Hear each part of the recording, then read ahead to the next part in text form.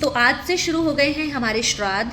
श्राद्ध पक्ष एक ऐसा पक्ष होता है जो बहुत ही खास होता है, लेकिन इस पक्ष के बारे में बहुत सारी मान्यताएं भी हैं और बहुत सारे मिथ भी हैं।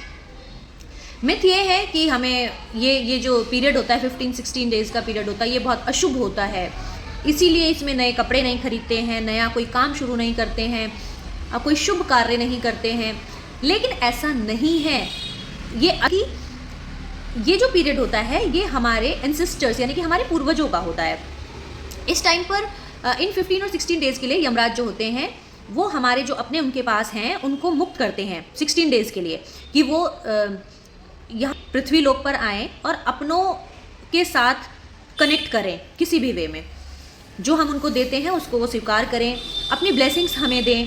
तो इसीलिए ये जो दिन होते हैं ये इतने खास होते हैं।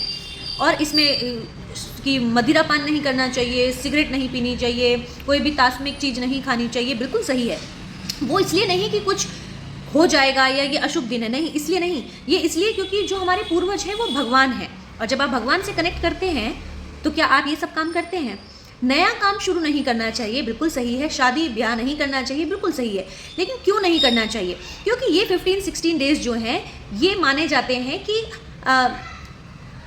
एक तरह से शोक के दिन, क्योंकि जब हमारे अपने गए हैं और वो इन दिनों में हमारे पास आ रहे हैं, तो हम अपने जब हमारे कोई अपना जाता है तो क्या हम सेलिब्रेशंस करते हैं? क्या हम नई चीज़ें खरीदते हैं? क्या हम शुभ कार्य करते हैं? बस सेम यही है कि इन दिनों में भी हम ये दिन उनको समर्पित कर देते हैं, इसीलिए हम शुभ कार्य नहीं करते हैं, नए कपड़े नहीं खरीदते हैं, नई चीज़ इस्तेमाल नहीं करते हैं। ऐसा नहीं है कि ये अशुभ हो जाएगा, बल्कि ये हमारी तरफ से लेकिन अगर ये आपके दिन है तो इन चीज़ों से हम दूर रहेंगे। तो ये एक शोक मनाया जाता है कि उनके लिए। लेकिन जैसे जैसे समय बीतता है शोक कम होता जाता है, इसलिए रोना पीटना हम लोग नहीं करते, लेकिन ये दिन उनको हम अर्पण कर देते हैं कि आप ही के दिन है। तो जब हमारे लोग दुनिया से जाते हैं तो ये चीज़ें नहीं की जाती है ना, इसीलिए नहीं की जाती हैं। तो ये 15 डेज़ बहुत शुभ होते हैं, अशुभ नहीं होते, बहुत शुभ होते हैं। इन दिनों में आप अपनों से कनेक्ट करते हैं, अपनों के लिए कुछ करते हैं। देखिए, जब हमारे अपने हमारी ज़िंदगी से चले जाते हैं तो हमें कहीं ना कहीं एक अफसोस रहता है कि अगर वो होते तो हम ये करते, अगर वो आज हमारे साथ होते तो हम वो करते। तब ये 15 डेज़ हमें मिलते हैं दोबारा से वो सब करने के लिए जो हम करना चाहते हैं। तो ये अशुभ कैसे हो सकते हैं? माता पिता ही तो आगे जाकर पूर्वज बनते हैं, तो माता पिता तो पहले से ही भगवान होते हैं। तो देखिए, ये जो गंदा शरीर होता है ना, ये होता है हर चीज़ की जड़। आत्मा तो अशुद्ध हो ही नहीं सकती, आत्मा तो बहुत प्योर होती है। और वैसे भी वो लोग अब गॉड के पास हैं, तो जो इंसान गॉड से हमसे ज़्यादा कनेक्ट है वो अशुभ कैसे हो सकता है? सोचने वाली बात है। ये लॉजिकली आप सोच सकते हैं, ऐसा नहीं है कहीं पर लिखा हुआ है, ऐसा कुछ नहीं है। ये मेरी अपनी सोच है कि अगर हमारे जो अपने हैं वो तो पहले भी, अगर माता पिता हैं या फिर उनके भी माता पिता हैं, तो वो तो पहले से ही भगवान का रूप है। लेकिन अब तो वो वैसे भी भगवान जी के पास चले गए हैं, तो वो अशुभ कैसे हो गए हैं?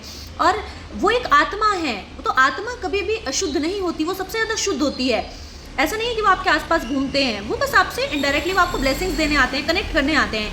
तो इस चीज़ से घबराने की ज़रूरत नहीं होती। और इन दिनों में लोग बहुत दान पुण्य करते हैं, अच्छी बात है, लेकिन एक छोटा सा उपाय अगर कोई भी चाहे तो कर सकता है अपने पूर्वजों को खुश करने के लिए या उनको एक सुकून देने के लिए। आप डेली एक रोटी और गुड़ और थोड़ी सी घास, चाहे घास के थोड़े ही तिनके हों, लेकिन आप घास जरूर अपने हाथ से गाय माता को खिलाइए, उससे उनको बहुत सुकून मिलता है। Thank you so much.